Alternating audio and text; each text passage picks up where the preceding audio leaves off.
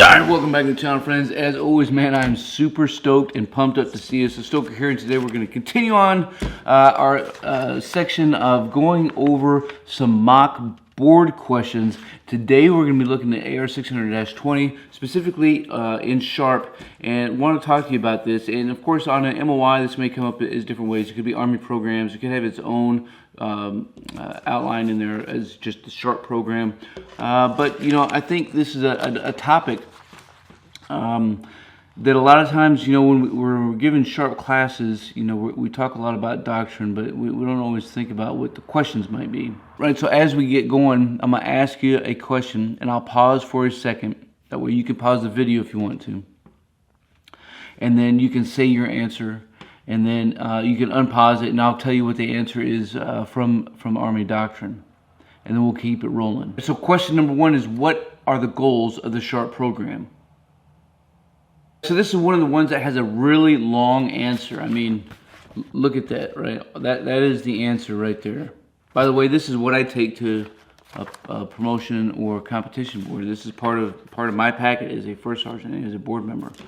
So you know, when it comes to the goals of the Sharp program, and when you're studying and you find maybe you're reading in 600-20, whatever regulation it is, and you have a really long type answer, do you need to know every word verbatim? No, but you need to be able to summarize it within, you know, maybe 2 or 3 sentences. So the whole answer is, right, to create a climate that minimizes sexual assault incidents which impact Army personnel, civilians, and family members.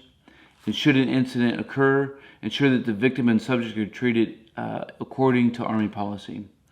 Create a climate that encourages victims to report incidences. Establish sexual assault prevention training. Ensure sensitive and comprehensive treatment to restore victims' and health and well-being, as well as ensuring that leaders understand their roles and responsibilities regarding response to sexual assault victims, to thoroughly investigate allegations of sexual assault, and to take appropriate admin and disciplinary action. So what you want to do is you want to take those 5 areas and you just sum them up into a couple sentences. You need to know what this says, and you need to put this into your own words, right? But we create a climate that treats everybody with dignity and respect. We create a workplace environment where we constantly train our personnel on the impacts of sexual harassment and assault. We treat people with dignity and respect, you know, when they come forward to bring an allegation to the chain of command. We ensure that the chain of command is thorough in investigating, not only on the perpetrator side of the house, right? We want to find that perpetrator and discipline accordingly, but we also want to make sure that we treat and take care of holistically our victims. You put all that into a sentence and you'll be good to go. Next question is, what is the Army slogan for the Sharp program? I am strong, and of course that stands for intervene, act, and motivate. And so as you're answering a question, you want to make sure that you can rephrase a question in your answer, and of course always address the board member, whether it's a sergeant major or a first sergeant. When you do that, it helps kind of slow everything down a little bit. Because if you just come out and say, I am strong, then bam, immediately after you have another question, you are causing the board to spin out of control. Next question is, what are the different categories of sexual harassment? The categories of sexual harassment include verbal, nonverbal, and physical contact. Right?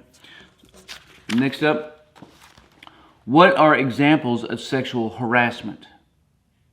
Okay, so this is another one that has a long list, right? There's 7, 8 categories in here of sexual harassment. You need to be able to explain most of these in a sentence format is what would be my recommendation. Telling sexual jokes, using sexually explicit profanity, threats, sexually oriented cadences, sexual comments, whistling in a suggestive manner, or describing certain attributes of one physical's appearance, or using terms of endearment. Right, so you could list those off, you know, kind of verbatim, or you could throw them into a sentence. Either way would be appropriate.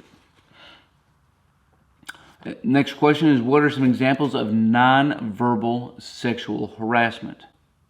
So nonverbal sexual harassment, again, this is another one that has a list. It has 6.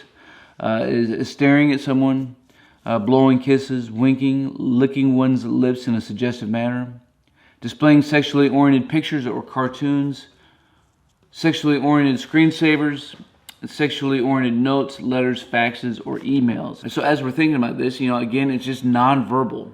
Just think about nonverbal ways that somebody could be sexually harassed.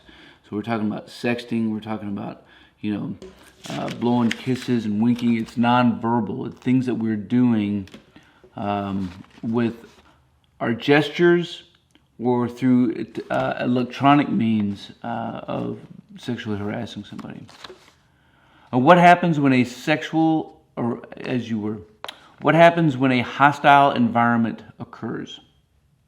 Right, so a hostile environment is when somebody is subjected to unwanted, unsolicited behaviors or comments. And what are the 5 techniques of dealing with sexual harassment? Right, so that's direct, indirect, third party, chain of command, and filing a formal complaint. Right, so now we'll move on into some situational questions. So you're preparing to go to the field, right? And we'll say that this may apply to some units, it may not apply to others. And you have 1 tent for your team. Your team is composed of 4 females, or 4 males and 2 females. It doesn't matter what it is. But you get 6 soldiers on the team, 4 males, 2 females. What is your response? How are you going to prepare to go to the field? You see, I think some of us our approaches are very adverse to risk, and we may say, "Oh my gosh, we can't do this." And some may say, "Hey, it's no big deal. Just get in there and be square." However you choose to respond, just know it needs to be consistent. It needs to be safe, ethical, just. So maybe your response is to hang a poncho to provide some level of privacy. Maybe your response is to outsource another tent. And you wouldn't be wrong in outsourcing another tent, especially if you had small tents. Because again, you just got to be careful, because you could be taken down a rabbit hole that you can't get out of. All right, so next up, you're conducting an initial counseling session with your soldier. How do you explain the Army's SHARP program? Right? How do you explain this to the new soldier? So as you're thinking about how to answer that, it's really all of those initial questions that we were just going through. But you want to make sure you document it on paper, and then it's in your initial counseling. And then last up for a situational question for you is: a soldier tells you that they were sexually assaulted. What is your response? So again, in thinking of previous answers and how are we going to deal with this, we're going to click back up to the goals of the SHARP program. You're going to ensure that your climate encourages victims to report and that they don't have fear. You're going to ensure that that soldier gets comprehensive treatment to restore their health and well-being. Right? That was goal number 4. Of course, you need to make sure that you escort the soldier. Depending on what your capacity is, like if you're a team chief, man, you have no choice. You can't hold this inside. If you're a platoon sergeant, if you're a platoon leader, if you're a section sergeant, if you're a squad leader, if you're in a leadership position, you can't keep something like this to yourself. So you have to make sure that you take that soldier to the SARC or to a VA, and then stay with that soldier, right? Don't just send them, take them, escort, and then make sure, of course, you inform your chain of command.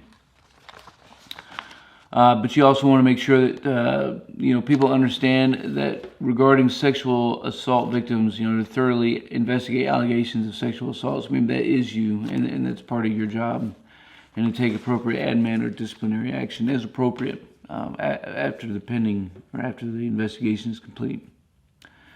So just think about when you're asked a question like this, what is your response to somebody who's been sexually assaulted? That you're thinking about the health and well-being of that victim, about making sure that things are properly initiated. Because if they tell me, then it's automatically, it's out of the box. I can't hold it. So I have to go and make sure that the SARC is tracking. I have to make sure that that soldier has an escort with them to take them to the SARC, and I have to make sure that they get health and medical, or at least offer medical treatment, behavioral health treatment, spiritual counseling, whatever it is that they need. That's what we provide. Whatever it is, it doesn't even matter. And then, of course, talk to my commander and make sure that he's tracking all as well, and continue to follow on. So I hope you enjoyed it. If you did, make sure you like it, subscribe to the channel, click that notification bell so you can stay up to date on some future content, man, because we're going to go through all the board questions. If you have a question, make sure you leave it down below. We'll keep this conversation rolling. As always, until then, man, you keep on grinding.